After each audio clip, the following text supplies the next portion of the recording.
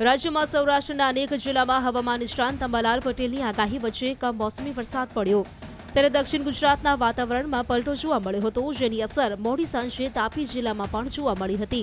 તાપીના વ્યારા સહિત જિલ્લાના અનેક વિસ્તારોમાં મોડી સાંજે એકાએક વાતાવરણમાં અચાનક પલટો આવતા ધૂળની ડમરીઓ સાથે ભારે પવન ફૂંકાયો હતો. લગભગ 1 થી 1.5 કલાક સુધી ભારે પવન સાથે ધૂળની ડમરીઓ ઉડતા વીજ પુરવઠો પણ કલાક સુધી બંધ કરવામાં આવ્યો હતો. મહત્વનું છે કે ભારે પવન સાથે વાતાવરણમાં અચાનક પલટો આવતા ખેડૂતો ચિંતિત બન્યા હતા. જો કે થોડા સમય બાદ પવનની ગતિ ધીમી પડતા વાતાવરણ હળવું બન્યું હતું. ઉલ્લેખનીય છે કે વરસાદ ન પડતા ખેડૂતોએ હાશકારો અનુભવ્યો હતો. મોડી સાંજે જિલ્લાના વાતાવરણમાં અચાનક પલટો આવતા ધૂળની ડમરીઓ સાથે પવન ફૂંકાવાથી વાતાવરણમાં ઠંડક પ્રસરી જવા પામી હતી, જેના કારણે લોકોને ગરમીથી રાહત મળી હતી. સોશિયલ મીડિયામાં વાવાઝોડાની માફક ફૂંકાયેલા પવનના દ્રશ્યો વાયરલ થઈ રહ્યા છે. QR કોડ સ્કેન કરો અને ડાઉનલોડ કરો News 18 એપ. મેળવો ગુજરાત અને દેશ દુનિયાની પળે પળની અપડેટ્સ.